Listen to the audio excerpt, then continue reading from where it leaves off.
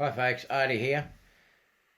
Since I've been doing this Australian truck and trailer project, particularly with the Kenworths, with this video I'm going to discuss about the standard trucks and the most common trucks you have will see around Australia.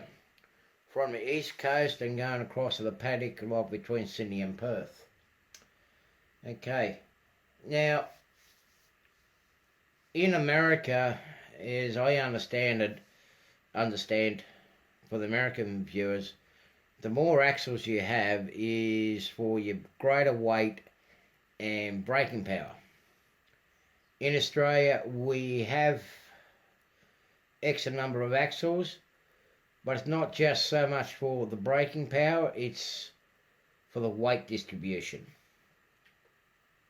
But I go for the standard lengths with the heavy haulage trucks. Now with this prime mover here with the body, that's the most common, well they're pretty common around with little job sites and whatnot. And yes, we do have them on the railroad too when they can't even ballast to the track side where it's getting repaired or whatnot on tight roads and tight accesses. We'll use something like that. But I'll keep that one aside at the moment. Well, with that one, sorry, while I'm talking with it, we do have the truck and dog combination. Now, if you do come around into the Sydney area, haven't secured that yet properly. But if you come around to say most city areas in Australia, this truck and we call here truck and dog combination, they're a very common sight. They either have 4 axles on the dog trailer, we call these dog trailers here, or a single axle with 2 axles on the back, which is very, very common. Now, I'm going to go to the heavier haulage now, and I will use this one, the short wheelbase, and we commonly use the cab overs, the short wheelbase, to get our maximum length. So your standard semi-trailer, the maximum length that we have on the trailer is 48 foot in Australia. Yes, there are now 53 foot for the 53 foot containers, but that's your basic standard semi-trailer. You can have a bonneted one, but you cannot go from here to the front more than 19 metres. Okay, that's your standard semi-trailer combination. Now we're going to go to the standard B double combination, which is, remove that trailer off there, and this trailer here is known here as an A trailer. They commonly go on first. Then these trailers here, they're commonly known as B trailer. They'll hook on the back. Most commonly in a B double configuration, yes, you have a 20 to 22 foot A trailer, and your B trailers are commonly 45 foot. This one here is a 40 foot trailer, but most commonly we'll have the 45s. More pallets, more weight, of course, more money.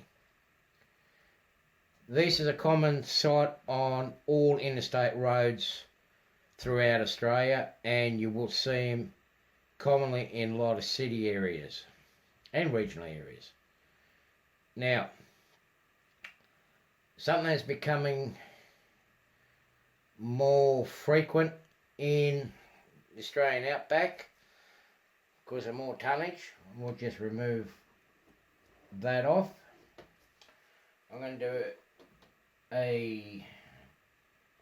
what we call a B triple, which is basically another A trailer up the front,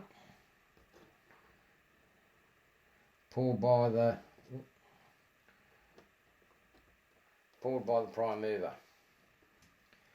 So that's your B triple. They're becoming very, very common now on the main interstates on the east coast. They are giving us more tonnage. And the reason why they go into this configuration instead of a road train configuration is in the pivoting points here, they're a lot more stable. They don't bounce around, they don't swing around. That's why a lot of these have been introduced now on the east coast. There is a trial going on between Sydney and Melbourne at the moment. After that, they'll be trialling between Sydney and Brisbane. Okay. Now, the common road trains that we have on the eastern side of Australia and going out to Perth is a double road train. So what it consists of is normally a 45 or a 48 foot trailer on the lead. Then we'll use a bogie dolly most commonly. That gets hooked up to the back as such. Right. And then you put another 45 foot or another 48 foot trailer on the back, like so. That's a common double beat, common road train. We call them doubles. They are a common sight once you get past the main highway that connects Melbourne and Brisbane. From west of there, you normally, which is the new highway, you most commonly see these trucks running out there. There are shorter versions now running around Sydney. The maximum length, I believe, the trailers are the same as this, the 40 foot, but the drawbars are shorter.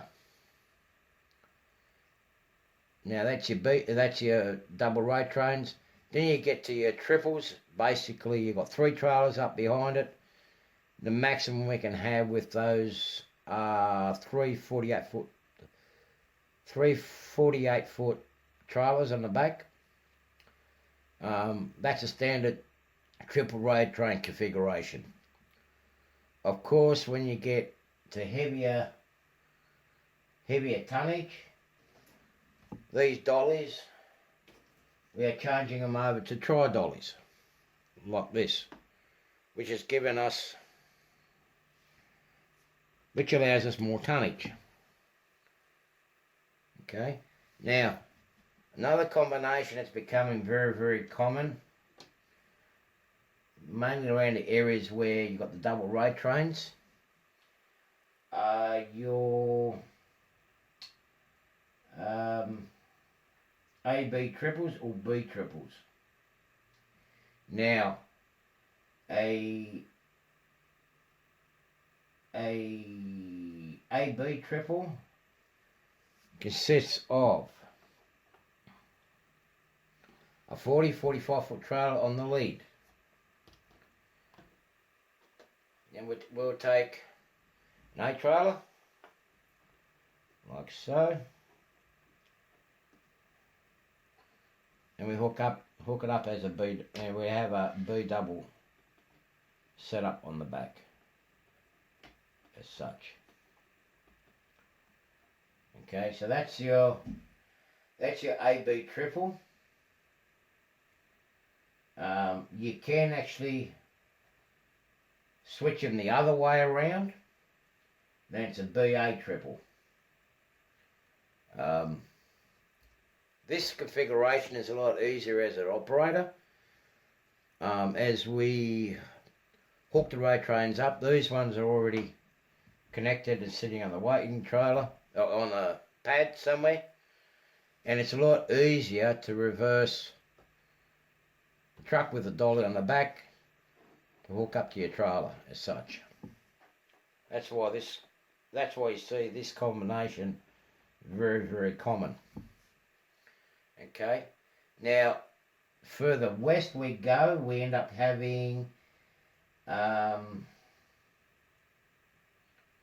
BAB or BAB quads, which again is, I'll remove that trailer off the front, as such, is basically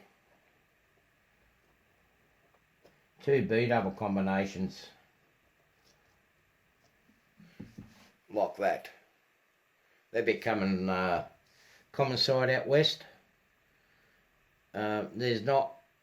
We do rely a lot on these road transport, or inland towns do rely on these combinations because there's no rail lines or rail lines in the centre outback of Australia. So a lot of towns and villages and communities rely on these trucks to keep them going day by day. So that's your basic combination.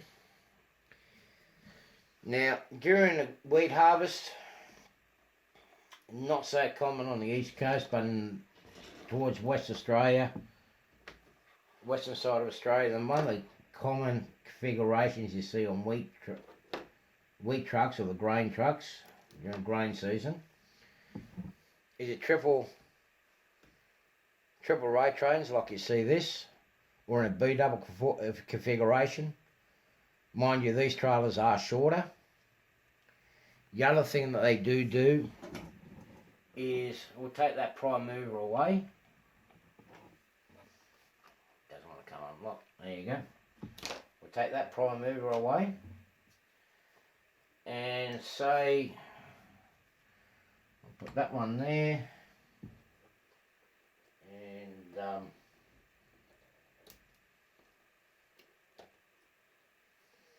this dolly's falling apart. Hang on a minute. We'll put a bogie dolly on the front, like so.